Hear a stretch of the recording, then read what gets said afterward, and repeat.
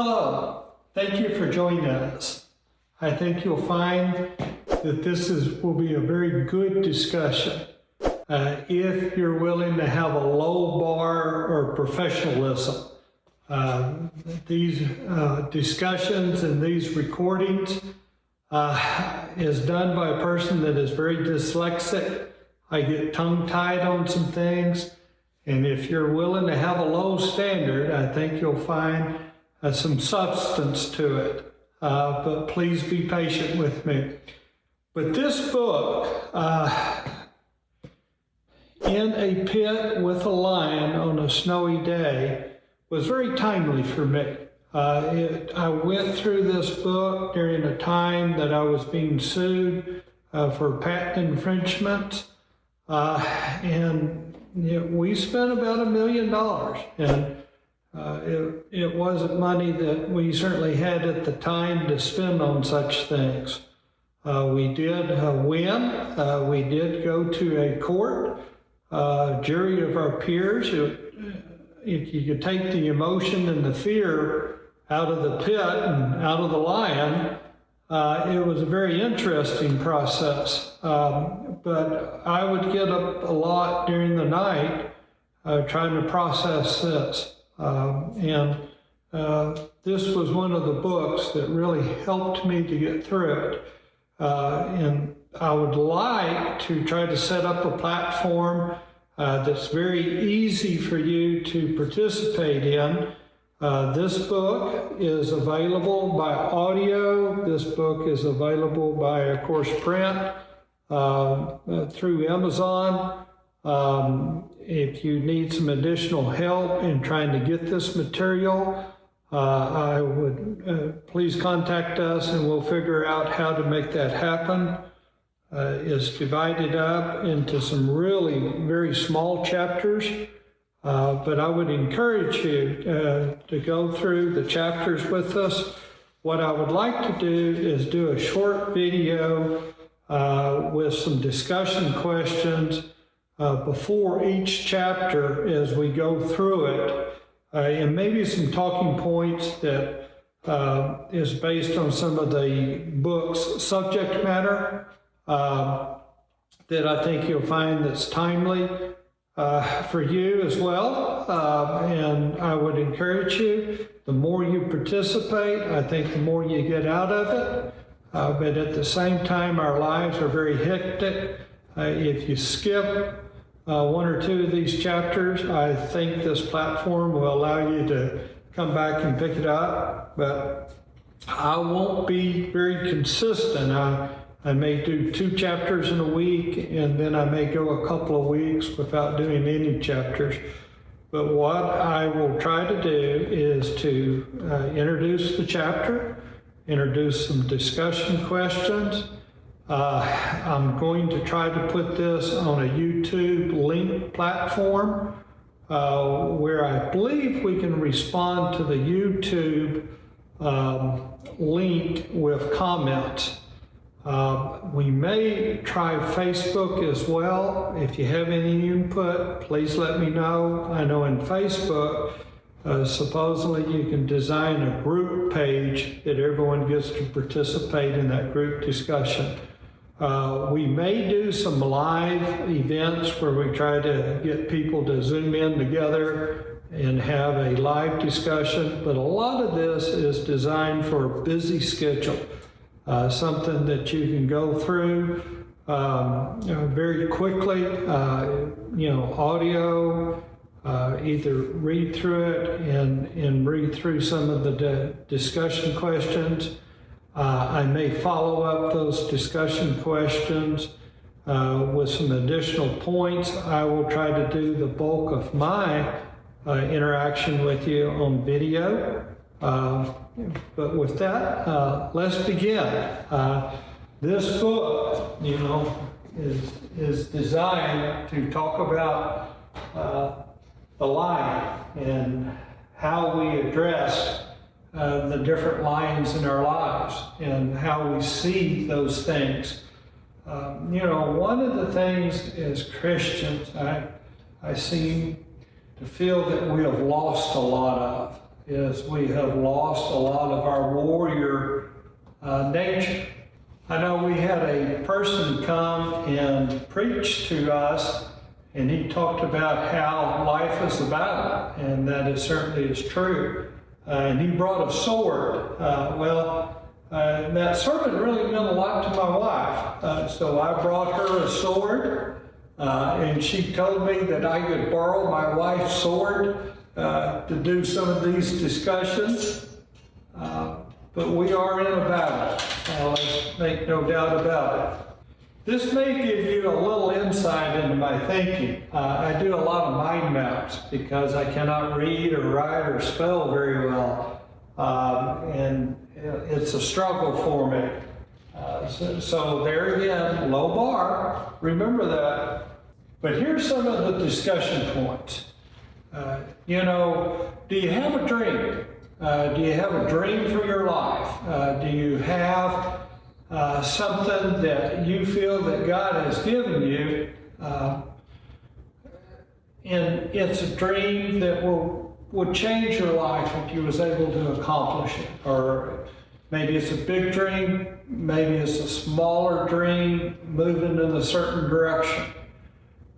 But when we think about big changes in our lives, the big needle movers, the events that define a lot of our lives here on earth, marriage, divorce, kids, death, career choices, career changes,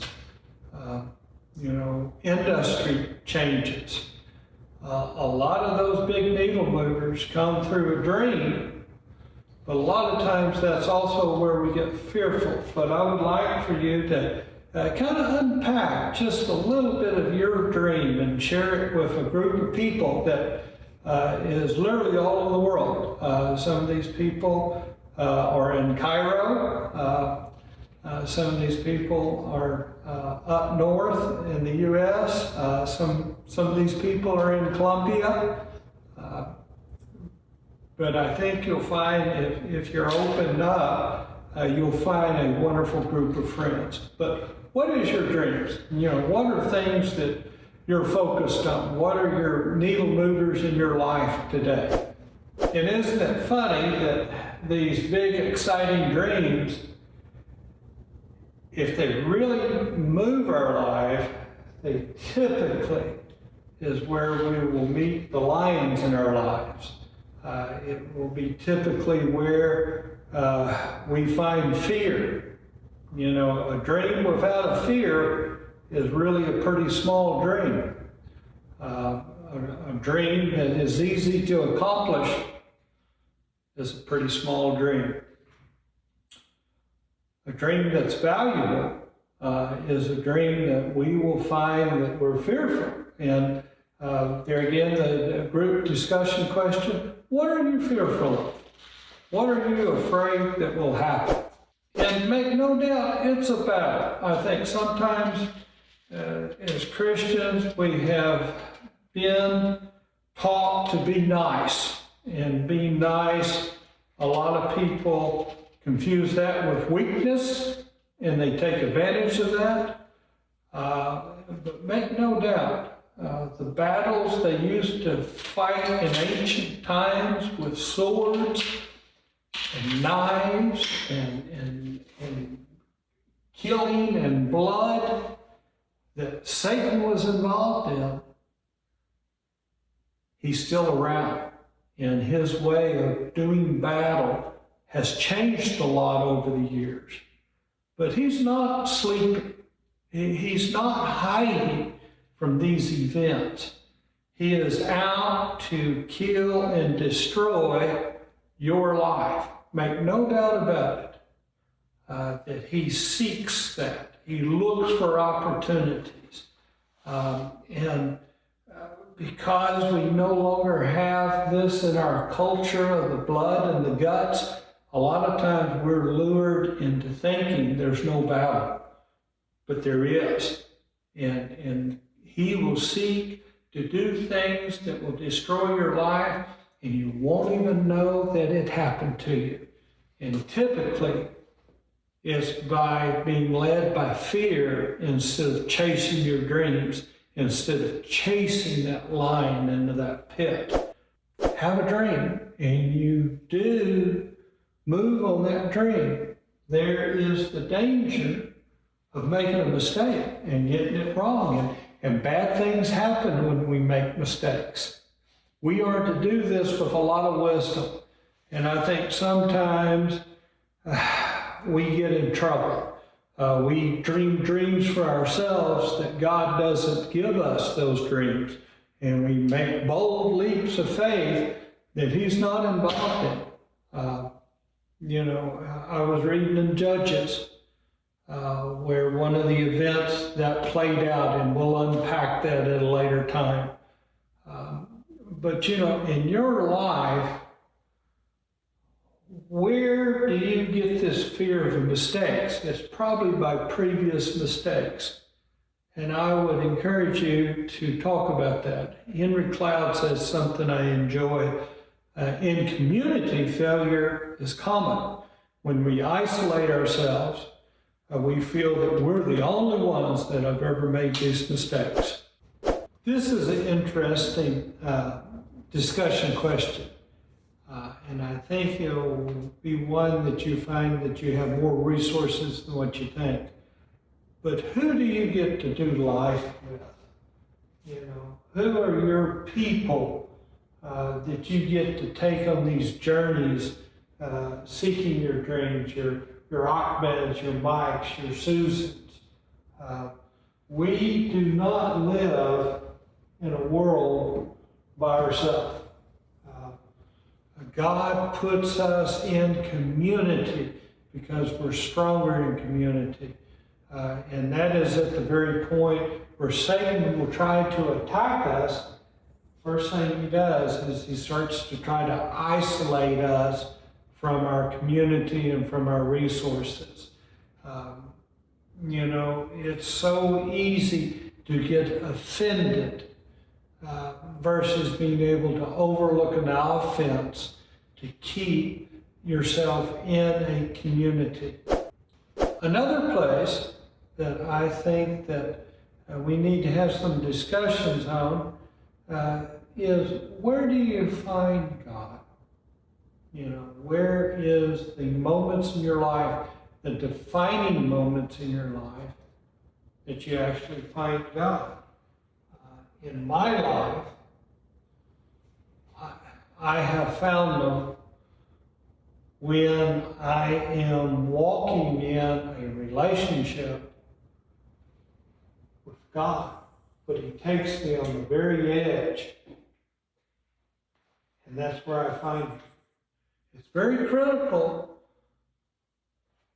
that we don't put ourselves on this edge, but that we are in the will of God when we're on this edge. But this is where you find God.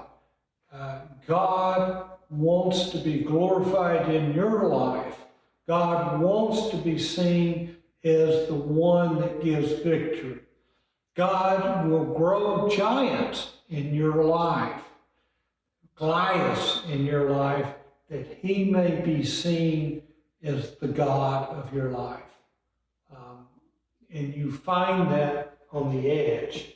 You do not find it in a place of safety. You do not find it in a place of no risk.